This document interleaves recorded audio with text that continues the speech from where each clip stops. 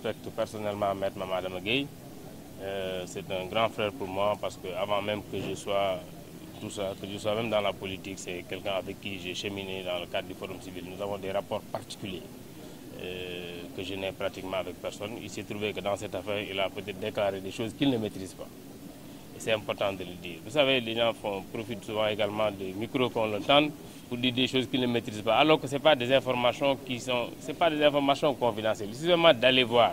Parce que quand on met dans une carte d'identité, au recto, on met tout ce qui concerne l'identification. Au verso, on dit qu'il n'y a pas de données électorales. Donc ça veut dire seulement que ça ne peut pas être utilisé pour une carte d'électeur.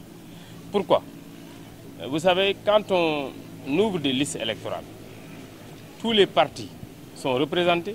Donc l'ouverture des listes électorales, ça ne se fait pas tout le temps. Alors que le besoin de carte d'identité, mais n'importe quelle personne peut à tout moment se lever, ne pas s'intéresser aux élections et dire que je veux une carte d'identité. Quand nous sommes en période où on n'ouvre pas le fichier électoral, où on n'inscrit personne, où il n'y a pas de modification, si vous voulez une carte, elle ne peut être qu'une carte d'identité. Et vous ne pouvez même pas l'avoir partout, vous ne pouvez l'avoir qu'à la police ou à la gendarmerie, dans des lieux dédiés. Alors que quand on fait une commission d'inscription, vous allez dans les sous-préfectures, vous pouvez aller dans même des mairies pour pouvoir avoir, ça dépend de là où le préfet ou l'autorité met en place le bureau électoral. Donc effectivement, si vous venez déposer une carte d'identité en dehors de ces périodes de révision électorale, mais vous ne pouvez pas avoir une carte d'électeur. C'est aussi simple que ça. Ce qui ne n'empêche pas que vous, si vous avez ce document, quand on est en période de révision, vous venez, vous présentez. Je donne un cas très simple. Nous avons fini l'élection législative.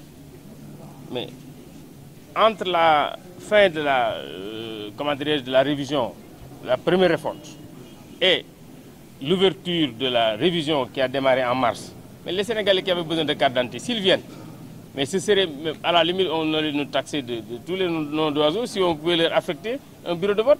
Parce que ce n'est pas fait pour ça. Si vous venez déjà en septembre, moi quand je suis venu, j'ai été nommé ministre de l'Intérieur en septembre, et celui qui vient en septembre pour déposer, on ne peut que lui faire une carte d'identité. De septembre jusqu'au 28 février, quand vous déposez, vous ne pouvez pas avoir autre chose que ça. Mais maintenant, c'est un document, vous avez besoin de votre carte d'identité. Si maintenant on ouvre les listes, vous voulez vous inscrire, parce que vous venez, vous inscrivez avec votre carte d'identité. Et ça, ce n'est pas un problème. C'est peut-être des choses qu'ils disent et qu'ils ne maîtrisent pas.